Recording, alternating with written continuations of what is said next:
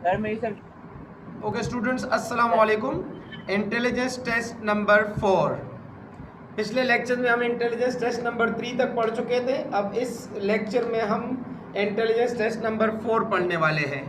Okay, what will come next in the following series? A B C D E F G H I J. मतलब अगर आप गौर से देख लिए ना तो आप कुछ चीज़ मिस कर रहे हैं बीच में। पहले बी के बाद आपने सी को मिस किया, फिर डी लिखा। इसका मतलब आपने सिर्फ एक लेटर मिस किया बीच में। ओके, उसके बाद आपने क्या किया? डी के बाद आपने 2 लेटर्स मिस किए। हाँ, क्या क्या मिस किए बेटा? A B C D E F G. फिर उसके बाद जी के बाद आपने 3 लेटर्स मिस किए, एच आई जे। ओके, फिर के आ गया। के के बाद आपने 4 लेटर्स मिस की, एल एम एन ओ। फिर पी आ गया। पी के बाद आपने 5 लेटर्स मिस करने हैं। तो पी के बाद 5 मिस करोगे तो Q R S T U, तो वी आपका आंसर होगा। वी आपका आंसर होगा। इसलिए क्वेश्चन नंबर 1 का ऑप्शन ए ठीक है। यही मेरा काम है कि आप लोगों को हर इंटेलिजेंस का लॉजिक समझाऊं, और उम्मीद है कि आप लोगों को ये जो 3 लेक्चर्स मैंने दे दिए कंप्लीटली लॉजिक समझ आ चुके हैं। अब मुझे पता है कि मेरे से पहले पहले आप लोग सॉल्व कर लेते हो, तो उसकी वजह यह है कि मैंने आप लोगों को लॉजिक सारे सिखा दिए। माशाल्लाह आप लोगों ने खुद भी मेहनत की और सीख गए। Question number 2, which of the following is different from the rest? Dagger, sword, knife, fork. Fork simple, क्योंकि डेगर, स्वॉर्ड और नाइफ ये तीनों चाकू की तरह होते हैं। तलवार, चाकू, डेगर भी चाकू की तरह ही होता है। ठीक है, तो ये तीनों एक ही कैटेगरी में आ गए। जबकि ट्यूनिंग फॉक, जिससे हम जो है वो म्यूजिक जो है वो प्रोड्यूस करते हैं, साउंड प्रोड्यूस करता है फॉक। या वो सुबह के टाइम अम्मी ने पराठे बनाने होते हैं तो वो जो फॉक यूज़ करती है। ठीक है, तो ये बाकी उससे डिफरेंट है। Looking at a portrait, man said that's man father is my father's son. ये वाला मुझे नहीं आता। इसमें कोई गलती है, क्योंकि इसमें मैं 3-4 दफ़ा जो है वो ऑलरेडी सोच चुका हूँ। इसमें कोई गलती है किसी चीज़ की। मैं भी आप लोग खुद सॉल्व कर सके, मेरे जहन में ना आ रहा हो, क्योंकि मैंने आप लोगों को एक दफ़ा बताया था कि इंटेलिजेंस ऐसे क्वेश्चन है कि मैं भी महीने पहले मैंने उसको सॉल्व किया हो, और अभी जो है वो मुझे ना आ रहा हो। मेरे ख्याल में तो इसमें सन एंड फादर आएगा। ठीक है, ठीक है। Looking on a portrait, a man said that's man father is my father son. I have no brother and sister, then what is he to me? तो ऑटोमेटिकली ये उसका फादर है और ये उसका बेटा है, तो सन एंड फादर आएगा आई थिंक। ठीक है, अगर कोई गलती नहीं है तो सन एंड फादर आएगा। Question number 4, at the number which comes in the middle of the series. Middle of the series में 18 है। Okay, to the largest number, largest number पे डिवाइड करें, सॉरी उसके साथ प्लस कर दें, तो 18 को 27 से प्लस करें तो 45 आ जाएगा। क्या आ जाएगा? 45। And divide it by smallest number. Smallest of 5 है 45 को 5 पे डिवाइड करें 45 डिवाइडेड बाय 5 तो 9 आ जाएगा। तो आपका आंसर है 9। तो क्वेश्चन नंबर 4 का पार्ट नंबर डी ठीक है, डी डेल्टा। दोबारा सुने ज़रा, उन्होंने बोला है कि जो मिडल में नंबर है ना 18, उसका सबसे लार्जेस्ट नंबर से प्लस करें। तो 27 से प्लस किया तो आ गया 45, और फिर उसको सबसे जो आंसर आए उसको सबसे स्मॉलेस्ट नंबर पे डिवाइड करें। तो स्मॉलेस्ट नंबर 5 है, तो 45 को मैंने 5 पे डिवाइड किया तो आपके पास आंसर आ गया 9, क्योंकि 9 5s are 45। Question number 5, true, certain, वेग, श्योर। ट्रू का मतलब है सच्चा, सर्टन का मतलब है यकीनन, यकीनन कि ठीक है। सर्टन का मतलब है ठीक, बिल्कुल ठीक। वेग का मतलब है गलत, यानी शक में हो तुम कि ये ठीक भी हो सकता है, गलत भी हो सकता है। श्योर का मतलब है आपको यकीन है कि ये दुरुस्त है, तो इसका मतलब है vague is the answer. Okay, VAGUE, vague is the answer. Question number 5 का पार्ट नंबर सी, 5 का part number C. Question number 6, saw is to cut. Saw is to cut, saw क्या करता है? कट करता है। Iron is to press, iron में क्या आएगा? प्रेस। इस्त्री से हम क्या करते हैं? इस्त्री से हम कपड़े प्रेस करते हैं। So iron is to press. Well done. Question number 7. Which one of the following is different from the rest? 2, 4, 20 और 5. ये तो बहुत इजी है. ये बाकी तीनों इवन नंबर्स है और 5 ऑड नंबर है, तो 5 is the answer. Which one is different from the rest? Yard, foot, kilometre और length. Length is the answer. क्यों? क्योंकि यार्ड, फुट और किलोमीटर ये तीनों यूनिट्स ऑफ लेंथ हैं. इससे हम लेंथ मेजर करते हैं, यूनिट्स ऑफ लेंथ.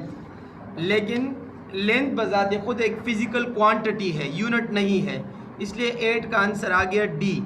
8 का आंसर क्या आ गया? D, length. Length. Okay.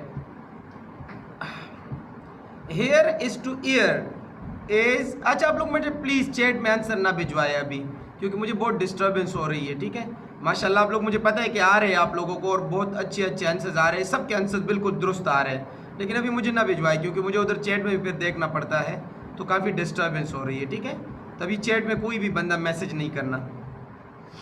Hair is to ear, close is to lose, LOSE. क्योंकि हेयर से H काटा तो क्लोज से C काट लिया, तो LOSE बना. ठीक है. सो क्वेश्चन नंबर 9 का पार्ट नंबर बी ठीक है. क्वेश्चन नंबर 9 का पार्ट नंबर बी ठीक है. Question number 10. Girls wear glasses because they have poor I sight, they want to look smart, they have to go outside, they want to show off. No, पहला answer है यार. भाई glasses क्यों पहनती है? किसी बच्ची ने ग्लासेस पहने हैं तो इसका मतलब है उसकी नज़र कमज़ोर है. ओके, वो पागल तो नहीं है कि वो जो है शो अप करना चाहती है या बाहर जाना होता है तो ग्लासेस के बगैर भी तो जा सकती है. तो इसमें आपकी सिर्फ थिंकिंग चेक की जाती है कि आपकी थिंकिंग क्या है. तो कम से कम आप लोगों ने अपने इंटेलिजेंस और इंटरव्यू में एक पॉजिटिव थिंकिंग के साथ आंसर देना है. नेगेटिव थिंकिंग आप लोगों ने जहन में नहीं लाना. So they have a poor I site. Okay. Question number 11. गौर से सुनना समझना, क्योंकि ये क्वेश्चन आप लोगों को प्रॉब्लम दे सकता है. 473982 से 1419 कैसे आया? तो आपने 473 को प्लस किया, 4 + 7 11, 11 + 3 14. 98/2 को प्लस करें तो 9 + 8 17, 17 + 2 19. मतलब पहले 3 नंबर प्लस करें तो 14 आया और आखिरी 3 नंबर प्लस करें तो 19 आ गया. इस तरह सेम यही गेम दूसरे नंबर में भी हुआ और तीसरे नंबर का आंसर आप लोगों ने भी खुद सोचना है. मैं अजान के बाद आंसर बताऊंगा. शाबाश, आप लोग मुझे अभी चैट में भिजवा सकते हो. ओके स्टूडेंट्स, इस क्वेश्चन को देख ले. 473982, इन 3 नंबरों को प्लस करें. 4 + 7 11, 11 + 3 14. 982 को प्लस करें तो 9 + 8 17, 17 + 2 19. तो इससे आगे आपके पास 1419. ओके, मतलब पहले 3 को प्लस किया, आखिरी 3 को प्लस किया. अब दूसरे में भी यही हुआ. अब तीसरे में क्या होगा? 751694. तो 7 + 5 12, 12 + 1 13. शुरू में 13 होगा, आखिर में क्या होगा? 6 + 9 15, 15 + 4 19, आखिर में 19 होगा. तो इससे आंसर आ जाएगा आपके पास 1319. 1319 इज द रिक्वायर्ड आंसर. ठीक है. अच्छा जी, which is the odd one out? इनमें से ऑड वन आउट बताना है. अच्छा, bow, portal, rose, bay, lancet. अच्छा, ऑड वन आउट में आप लोगों ने डिक्शनरी उठानी है और डिक्शनरी में आप लोगों ने इसकी मीनिंग देखने हैं लाजमी. ठीक है. क्वेश्चन नंबर 12 का जो मेरे पास आंसर आ रहा है वो है बी, रोज. लेकिन इस तरह नहीं, क्योंकि मुझे खुद इसकी मीनिंग नहीं पता. बो का पता है, पोर्टल का पता है, रोज का पता है, बे का पता है, लैंसेट की तो इसमें मीनिंग की भी नहीं पता कि लैंसेट की मीनिंग क्या है. तो आप लोग इस तरह के क्वेश्चन में मैं आप लोगों को बिल्कुल डायरेक्टली आंसर नहीं बता सकता, ना बताऊंगा. बल्कि आप लोगों ने जितने भी ऑड मैन आउट है उसमें आप डिक्शनरी की मीनिंग देख लें, क्योंकि क्या पता यही अल्फाज आपके पेपर में किसी और स्टाइल में आ जाए. तो आप लोग अपनी वोकैबुलरी को बिल्डअप करें, मीनिंग देख के फिर आंसर लिख लेना. ठीक है. मेरे ख्याल में रोज आंसर होगा। क्वेश्चन नंबर 13, 8 3 1 से 25 कैसे आया? तो आप 8 को 3 से मल्टीप्लाई करें 24, 24 को 1 से प्लस करें 25, 7 को 3 से मल्टीप्लाई करें 21, 21 को 1 से प्लस करें तो 22, तो 22 is the answer, 22 is the answer. ठीक है, 11 आंसर नहीं है। दोबारा देख ले, 8 को 3 से मल्टीप्लाई किया 24, 24 में 1 प्लस किया तो 25, तो इसका मतलब है 8 31 से 25 ऐसे आया।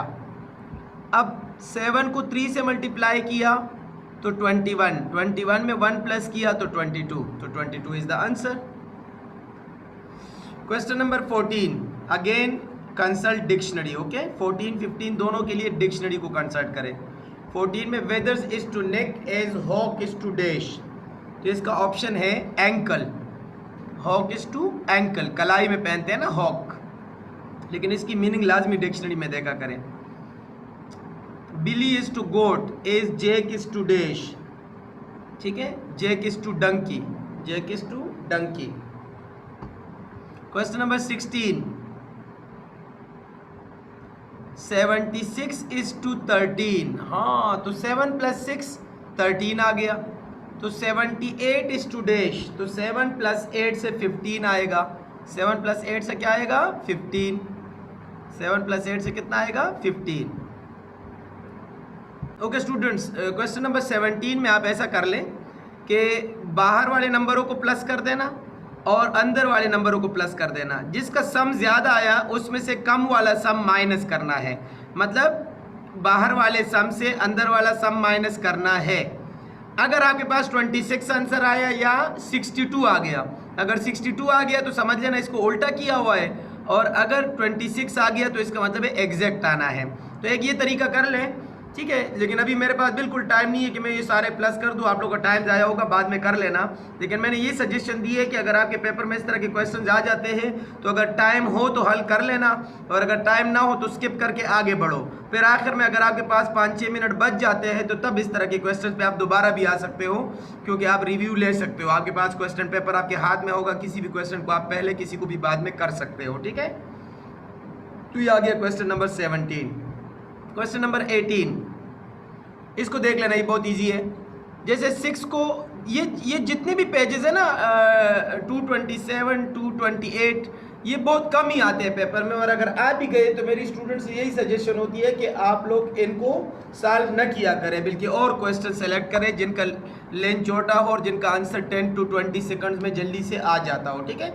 लेकिन मैं समझा देता हूँ आप लोगों को। 6 को 9 से मल्टीप्लाई करें, 6 9s are 54, 54 को 13 से प्लस किया तो 67 आ गया, 67। अब 7 को 2 से मल्टीप्लाई करें तो 7 2s are 14, ओके, और 14 को 19 से प्लस करें तो 33 आ गया। इस तरह 8 7s are 56, 56 को 4 से प्लस किया तो 60 आ गया। इस तरह 7 4s are 28, 28 को 19 से प्लस कर दे तो आपके पास आंसर आ जाएगा, ठीक है। 28 38 48 47, तो 47 is the required answer, 47 is the required answer. माशाल्लाह, शाबाश, ज़बरदस्त, आप लोग तो मुझसे पहले कर लेते हो, एक्सेलेंट। क्वेश्चन नंबर 19 बहुत इजी है बेटा। 17 को 9 से मल्टीप्लाई करें। जब आप 17 को 9 से मल्टीप्लाई करेंगे ना तो आपके पास जो है वो आ जाएगा 153। 153 में से आप 11 और 7 को मल्टीप्लाई करें तो 77, तो 153 में से 77 माइनस करें तो 76, यानी बीच वाला आ गया। दोबारा बता दूं, यानी डायगोनल को मल्टीप्लाई करना है। 17 को 9 से मल्टीप्लाई किया और जो आंसर आया उसमें से 11 और 7 की मल्टीप्लिकेशन को माइनस किया तो आपके पास आंसर आ गया 76। सेम यही काम दूसरे में भी हुआ और यही काम तीसरे में भी करना है। क्या करना है आप लोगों ने, 27 को 8 से मल्टीप्लाई करें, 31 को 14 से मल्टीप्लाई करें, ठीक है। इसमें से एक जो नंबर बड़ा हो ना, बड़े में से आपने छोटे को माइनस करना है और आपके पास आंसर आ जाएगा। Question number 20, Sunday Monday Tuesday Wednesday Thursday Friday Saturday. इस क्वेश्चन को ज़रा गौर से समझना, ये पेपर में आप लोग का आ सकता है, ठीक है। what day comes immediately before the day that comes, 2 days after the day that comes, 4 days before the day that comes immediately after Thursday. Okay अभी चलते हैं. अच्छा जी, वो एक जो क्वेश्चन नंबर 17 का मैंने बताया था ना आप लोगों को कि बाहर वालों में से अंदर वाले को माइनस कर दे, तो एक स्टूडेंट का मैसेज आ गया कि सर वो तरीका बिल्कुल ठीक है, क्योंकि वो मैंने असल में किसी और बुक में पढ़ा था. ठीक है कि बाहर वालों को प्लस करना है और उसमें से अंदर वालों को माइनस कर देना, तो फिर बीच वाला आंसर आ जाते हैं. क्वेश्चन नंबर 17, तो एक स्टूडेंट का मैसेज आ गया कि सर वो बिल्कुल हमने निकाल लिया, वो बिल्कुल ठीक है. 20 नंबर को देखें, एंड से शुरू कर ले. Okay, That comes immediately after Thursday. That comes immediately after Thursday. तो Thursday के बाद क्या आता है? Thursday के बाद आता है Friday. Okay. Now 4 days before the day, 4 days before Friday कर लो, यानी Friday से 4 दिन पहले. तो 1 2 3 4 Sunday हो गया. 4 दिन पीछे जाएंगे तो Sunday आएगा. Okay. 2 days after the day, तो संडे के बाद 2 दिन चले जाओ आगे. ठीक है, मंडे ट्यूसडे, तो ये वेडनेसडे आ गया. वेडनेसडे पे पहुंच गए. Now immediately before the day, तो वेडनेसडे से पहले देख लो तो ट्यूसडे. तो Tuesday is the required answer. Tuesday is the required answer. बहुत ज़्यादा सिंपल सा क्वेश्चन था, एक दफा दोबारा समझा देता हूँ. इस क्वेश्चन को बेटा आपने एंड से शुरू करना है. ठीक है, लिखा है ना that comes immediately after Thursday, इधर से शुरू करना है. That comes immediately after Thursday, तो फ्राइडे हो गया. फिर 4 days बिफोर फ्राइडे, फ्राइडे से 4 दिन पहले, तो बीच में आपने 4 दिन स्किप करने हैं. जैसे थर्सडे, वेडनेसडे, ट्यूसडे और मंडे स्किप करो तो आपके पास संडे आ गया. फिर संडे के 2 दिन बाद 2 days आफ्टर संडे, तो मंडे और ट्यूसडे स्किप करो तो वेडनेसडे आ गया. फिर वेडनेसडे से 1 दिन पहले कौन सा दिन है? तो ट्यूसडे आ गया आंसर. ट्यूसडे इमीडिएटली भी साथ लिखा है ना, तो इमीडिएटली का मतलब है कि वेडनेसडे से जस्ट पहले, तो वेडनेसडे से जस्ट पहले क्या है? ट्यूसडे है, तो इसलिए ट्यूसडे आप लोगों के पास आंसर आ गया. Okay students, intelligence test number 5. Okay, intelligence test number 4 का जो लास्ट क्वेश्चन था वो मैंने नहीं करवाया, वो मेरे जहन में भी नहीं आ रहा, उस पर आप लोग खुद सोच ले. और जो उससे लास्ट पेज है ना, मतलब 4 का जो लास्ट पेज है वो मैंने आप लोगों से शेयर ही नहीं किया, क्योंकि वो आप लोग के लेवल का नहीं है, बुक में तो है. Intelligence test number 5. What number come next in the following series? ये तो बहुत इजी है यार. 13 + 2 15, 15 + 2 17, 17 + 2 19, 19 + 2 21, 21 + 2 23. Right the middle letter. इसमें मिडल लेटर कौन सा है? ठीक है, तो E is the middle letter. E is the middle letter. Okay.